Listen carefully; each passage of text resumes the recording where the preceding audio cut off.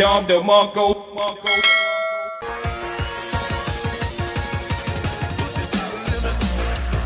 FreshandFit Moneyclips.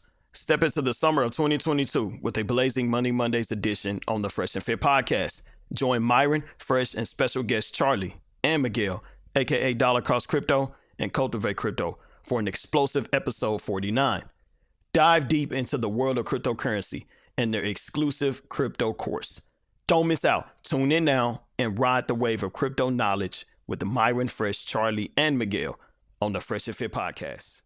Anyway, guys, so we know who the hell you are because we're making jokes all over the place. But Miguel, can you introduce yourself to the audience, and then Charlie? Yeah, for sure. Hey, yeah, my name is Miguel. I'm Dollar Cost Crypto on YouTube. I've been in the crypto space since 2016, and I am one half of the crypto mindset along with Charlie here. And we basically teach people from A to Z how to get into crypto, and then from there, kind of help them along their way to get from intermediate to advanced. Perfect. Yeah. And then Charlie, all the way from Tokyo. Charlie bit me. Yeah, Victor Finger. So yeah, basically, Charlie from Cultivate Crypto, the other half of the Crypto Mindset course, best educational course here in the cryptocurrency space. But yeah, I've been helping Myron with Bitcoin since 2019, I believe. Yeah. I bought my first Bitcoin at the direction of Charlie, and I bought pieces of it, and then I was buying quarters and halves, and then I got and now I have a couple of Bitcoin. So I'm really happy. Even now, when it's like low, what is it, 30,000 or below now at this point? Yeah, it's around 29,000, 30,000. It's around 29. Like that. See, what's funny? I don't give a fuck because I bought Bitcoin back when it was like $6,000. Right. Exactly. I got in when it was like $6,000. Shout out to Charlie, man. And then after that, Charlie basically told me, all right, now it's time to segue to Ethereum, bro. And I've just been buying Ethereum.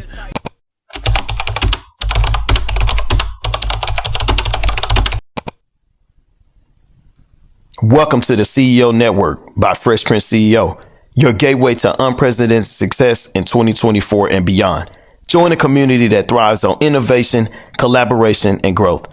By becoming part of the CEO Network, you gain access to invaluable resources, expert insight, and a network of like-minded individuals. Elevate your business strategies, enhance your leadership skills, and gain the leverage needed to thrive in a dynamic landscape of 2024. Don't miss out on this opportunity to shape your future. Join the CEO Network today and position yourself for unparalleled success in the years to come. Your journey to success starts here. Click the link in the description. Miguel, right now, the crypto markets are going all over the place. It's extremely volatile. We're seeing Ethereum be at like 1,700. We see Bitcoin going below 30K. We're seeing prices that we never thought we'd see again with crypto. People are freaking out. People are going crazy. Can you tell the people kind of what's going on, explain what's going on, and how they should kind of move between you and Charlie? Yeah, for sure. So basically what's going on in the next, I would say about 6, 7, 8 days, give or take, on the Fed's going to end up having a meeting, and they're going to increase interest rates. So because of their increasing interest rates, they're either going to go 25 basis points to 50 basis points. And that rate hike increase is going to make it more expensive to borrow money on basically a worldwide level, because the dollar is the reserve currency of the world. So because of that, a lot of people in the markets are starting to pull out of equities and going into treasuries and moving their assets into cash. So this is putting like downwards pressure on the equities market. And at the same time, over this last year and a half, we had a lot of money from traditional space finally enter crypto. That was the big one. They'd always been doing it kind of on the cut, like on the low and everything like that. They've been doing it surreptitiously. Yeah. Like Fidelity has been like mining Bitcoin since like 2014. What? Damn. Yes, been mining Bitcoin since 2014. Why did that not hit the news? It hit the news 4 years after. It was just, that's how quiet they are. They're in the cut. Like it's so, like, they're so silent about some of this stuff. It's insane. And I want to tell the audience real fast why the fuck that's important. Guys, the big banks have been shitting on cryptocurrency for years. Yep. For the better part of a decade, since like 2009, when cryptocurrency officially like started becoming like coming out, like they've been shitting on it, like, oh, this is bullshit, it's a scam, blah blah blah. But you know why though? Because there's no control. Yep. Damn. Yeah, that's why they're mad, and then also so they could buy some and keep it low. Yeah, I mean, even guys that shit. I love Grant Cardone. He's been shitting on cryptocurrency forever, but he has some. Yeah. Graham Stephan for the longest time shit on cryptocurrency. Now he has some. Right. Alice Becker, biggest crypto guy now. Back in the day, it's kind of like, yeah, I don't know. You were sharing on it too? Not as much, but like he wasn't really on Yeah, it. he wasn't really on it too much. Yeah. He wasn't really on it, but he did. He was I mean, well, like, because I think someone sent me one of his videos where like explain what happened with him. So basically, I mean, so obviously I'm talking to my ass here, so Yeah. with Alex Becker, but he's a cool guy. But basically, he said he kind of messed up because he didn't throw in as much cash as he should have. Right. So he threw a lot smaller than he should have, and he's like, I fucked up because he's like, I could have made myself 100 millionaire plus instead of just like, which he still did hella good, but like he wasn't talking about it too much. He was real skeptical about it, but he was still like something in his gut told him to throw some cash in. Pretty much, yeah. And So, then, sorry. No, that's it. Yeah. So I'll ask you a few questions here just to clarify what you just said, because you threw a lot out there right now. Yeah. A lot of financial terms, and some of the guys in the audience may not be aware of it. So you mentioned that the Federal Reserve is going to increase interest rates by 25 to 50 basis points. And guys, the Federal Reserve, because we have a lot of international guys that watch us, that's the central bank for the United States. Correct. Okay, that prints money here in the United States. And you said we're going to increase it from 25 to 50 basis points in the interest rates. Can you tell the people kind of like what would that mean as far as like how much the interest rates will go up? Sure. So basically, what that means at the minimum. So this, if you have really good credit, you're basically just getting at the most. You're getting about. So let's just say it does 50 basis points. Yeah. Your interest rate on the loan would go up 75 basis points. So just a little bit more, because the rate that they increase it is what the banks are paying for money. Okay. So if the rate was zero, well, when like they're giving out free money, it's because the banks could just borrow unlimited, basically unlimited. Yeah. Right. Yeah. But now that the rates are going up, it's starting to cost them some money to because they have to pay that back. So let's say interest rate was 2% and it goes up 50 basis points. What would that increase it to? So people kind of have an idea in their head. On average, probably like 1.5%. Okay, so we'd go up to like 3.5. Yeah, 3.5, and that's with good credit. If I mean, and it goes out through everything. Like you would end up having like getting a mortgage. I mean, right now you're saying that it's damn near 6%, and you had to put points down to lower it. Yes. So if you had a 50 basis point increase, you'd be somewhere like 7.5, 7. Yeah, and let me say this as well, real fast for Miguel, because just so you guys know that what he's saying is 100% true.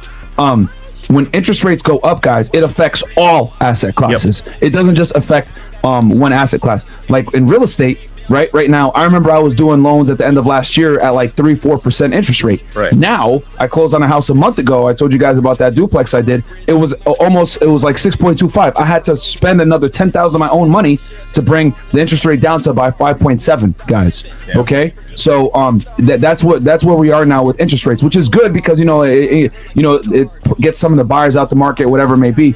But it's basically the price of borrowing money to purchase assets is going up, and that affects all asset classes, whether it's crypto, stocks, etc. And then you also mentioned that we have reserve currency status. Can you explain to the people what that means as far as like the Federal Reserve? So we're going up in basis points, and we have reserve currency status. So basically, in terms of like international trade, we're somewhere between 75 to 85% of all. So everything that this drink, a Rolex, whenever anything gets shipped across the seas, all those transactions are being facilitated in dollars. Yep. So, and the reason because of that is because we're the reserve currency of the world. So, even though like things are getting a little weird in the Middle East right now, oil's still forcefully denominated in dollars. Yes. So this whole thing where every single thing, even cryptocurrencies, are denominated in dollars. So when we look at the price of Bitcoin, we're not looking at it in yen.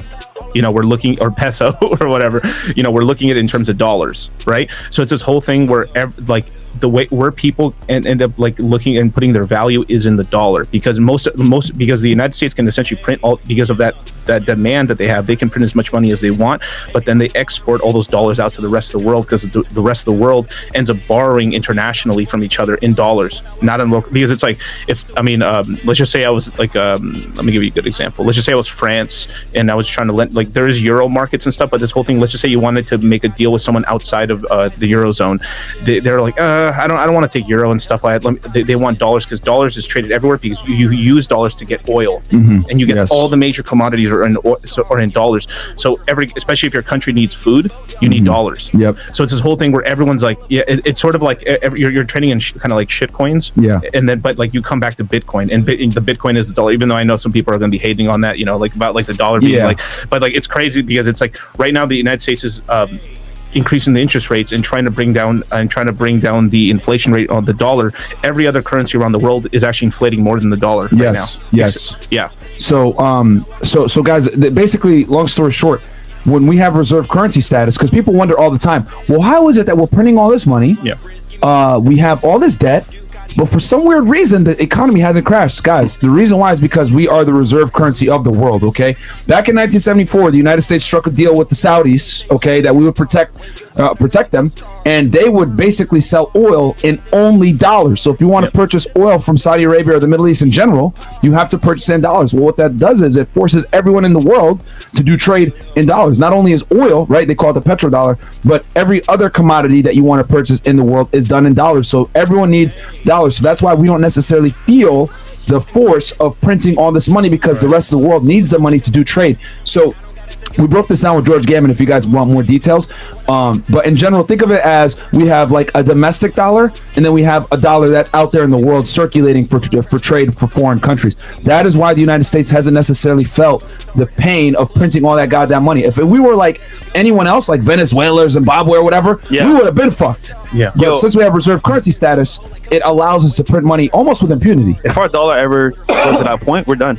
Yeah. Literally. So. But this is very important for you guys to understand, because now that you guys understand that the US dollar is a reserve currency, interest rates are going up to try to decrease inflation. Because what is inflation? Inflation, guys, is basically when your money loses buying power. Yeah. Right? They're trying to taper that off. What do we have right now, Miguel? About 8%? They say 8%. I don't believe that. For like real inflation is probably like 15 to 20. Yeah. I was gonna say that, but yeah, you're right. Yeah. With that 8%. But the thing is, they can't put the real number out, because I mean, so outside of just recently and stuff, like even stuff like Rolexes and stuff were like 2xing off the jump. So you'd buy one for $6,000, $7,000, $8,000, $14,000, and they'd be worth 40 grand, 60 grand on the aftermarket and stuff like that. And that's just because of how much demand there is for like assets that hold value. Yeah.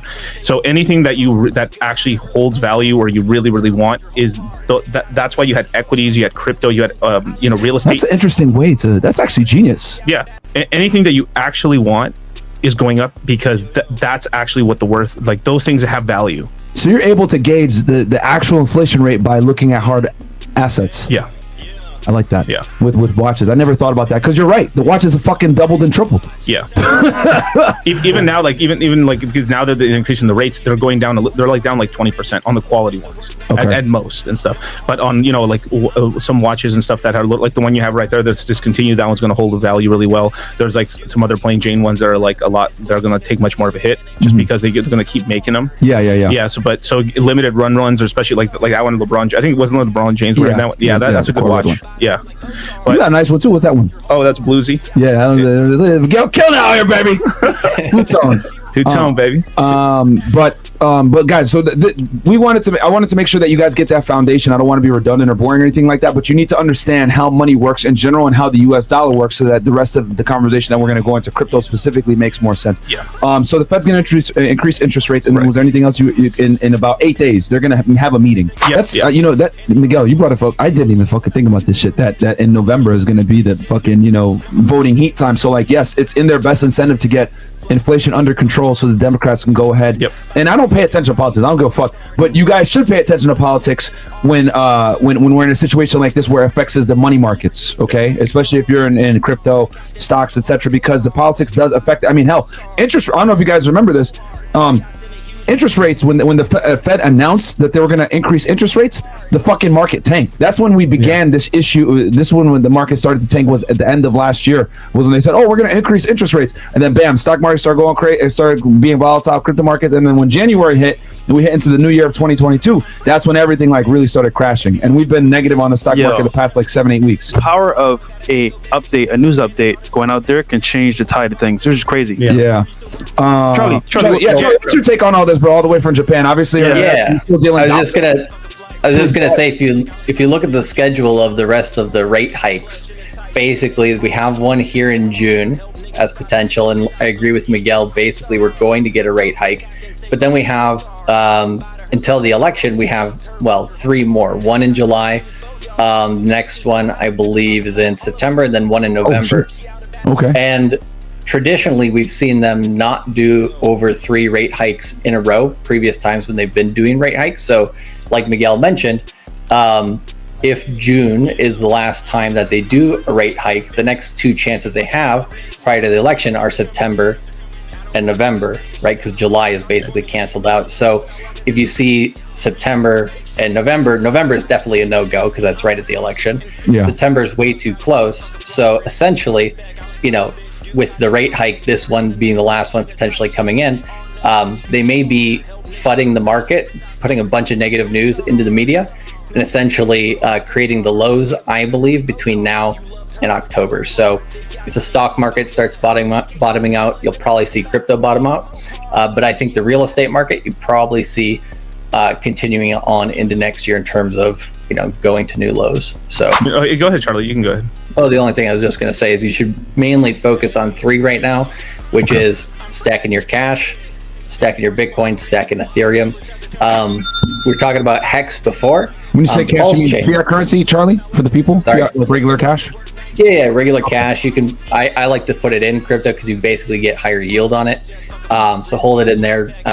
Don't put it on a centralized exchange if you don't have to. Basically, try to hold your keys, not your coins. But yeah, if you hold cash, keep DCAing in with that. I would say probably the best times in terms of getting into the market will be July, September, and November. But probably by the time we get to November, we're already going to the upside. So you can kind of set your DCA schedule on that timeline. Okay. Okay. So you're saying people like hold what you got and then like start investing later? Start investing now, but basically one of the things that I take a look at here for crypto is the Bitcoin 60-day cycles. Towards the end of each cycle, you usually get a dip in price, and you get a very, I would say better advantage in terms of what your average cost for Bitcoin or Ethereum is going to be. We have one coming up here in July. We have one coming up in the middle of September, and then one coming up, I would say, early to mid-November. So those will be the 3 points where you're going to want to look to buy. So Charlie, real quick, because me and you have had some pretty deep talks on Bitcoin and when to buy and everything else like that, and basically, but what we've come to, and I want to get your take on this, if you still agree with this, Bitcoin is a little too high, right? Well, at least when it was like 50, 60K, whatever, it was too high to kind of get into. It was like, all right, you might as well just get with Ethereum now. That's going to be the next thing that's going to go up. At this point, with Bitcoin being under $30,000, do you still think it's a good coin to get into and invest in, maybe buy pieces of it, or maybe if you have the capital, get a full coin since it's under 30K right now? Is it kind of course. Yeah, I would say Bitcoin under 38K is undervalued, but Bitcoin probably under 28K is cheap. Okay. So that's the area that I would say probably if you're looking to get more Bitcoin, get there. But most of the Bitcoin that I would get, I would just basically roll into Ethereum anyways once we have a bottom in the market. Because Ethereum is going to be the one that's outpacing the market going into 2023. Okay. So investing should be prioritized towards Ethereum. If you're going to pick one coin, it should be the Ethereum. Right. Just Bitcoin's likely to bottom first. Ethereum usually will follow. Gotcha. Okay. So what's the future? Yeah. The current, because for example, we know the downturn now, but like obviously there's gonna be an upside soon. Right. What does it look like for the average person to invest in Bitcoin? So there's still in terms of like what is like the future of cryptocurrency as it keeps going along. Yeah, because I know some people are, it's too sketchy, too volatile. I don't want to get into it at all. Some people are like, it may go up. But like, what does that look like in the future? So it's this whole thing, right? You like when everyone was going crazy about it, and then you had Elon Musk on CNL, like basically shilling Dogecoin on Twitter and stuff like that's when everyone that's when everyone essentially gets in and stuff like that. And me and Charlie were warning people about not buying and we like Doge. It's the oldest meme coins attached to Litecoin and everything like that. But at that time, I had seen it at fractions of pennies. Yeah, and it was at 80 cents. Like you know what I mean? Like so the guy who was buying, he was up 320 times on his money. Yeah, so it was those sort of thing where we were just warning people against meme coins and things like that. Yeah. But crypto's got a really bright future because look, right now, every government around the world is trying to figure out what they're going to do with crypto right now. But their corporations and their institutions are all putting things in place in order to start investing, and they already are investing. All their VCs, which are just vulture capitalists or venture capitalists, are all investing into crypto right now.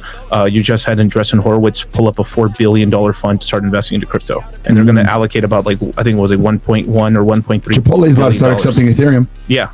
They accepted Bitcoin the other day already too. Oh, they accept Bitcoin now too? Yeah, they accept Bitcoin and they're going to accept more cryptocurrencies. But it's getting this whole thing where you're just seeing like they're saying one thing and everyone's acting another way. So just so what's going to happen over time is that like cryptocurrency is going to become right now it's cryptocurrency is about coins and meme coins and NFTs. Eventually, it's going to become this entire market where it's all about everything. Everything's going to be digitized. So even real estate. So I'll be in the future. Most people. I mean, there'll still be power in buying a house by yourself and stuff like that. But eventually, you could be doing this whole thing where you're buying turnkey properties and you're buying fractions of a turnkey property, and then it's ways for you to build cash flow. So you might buy 20 pieces of 20 properties, and then you're getting the revenue off of that every month. Once they collect the check, it comes in, it goes into a thing, and then it deposits it into USDC into your account. Just from holding those tokens. So we're getting there. Yeah, we're getting there. So we're going to have a tokenized real estate market. We're going to have a tokenized equities market. So right now, the reason stocks perform the way they do is because they're running off of bank hours. Monday through Friday, 8 o'clock to 5. That's it. Crypto is 365. Never shuts off, 24 hours, 7 days a week, no holidays, never turns off. You wake up in the middle of the night and you're like, oh my God, you can sell your crypto right there. On the equities market, you got to wake up super early. With New York, and you guys were over here, but they're on the West Coast. Standard Time, you got to wake up. You got to wake up early to make sure to be able to sell your stock if you need to sell it. So, what's going to happen is all equities are going to convert into essentially a token. It's going to work the same way, except it's going to be all day. I was literally thinking that while you were mentioning like the real estate tokens, I was like, oh shit, like that's going to take away from like real estate ETFs that people like use, because like a lot of people use real estate, ETFs to like get dividends because those pay the highest dividends. Why would you do that when you can do it through crypto? So it's going to take away. And it's going to be beautiful too, because like anybody who has like a lot of real estate, like someone like you or even you and Fresh and stuff, like you guys can look into some of these things and see like, wow, this property is super cheap actually.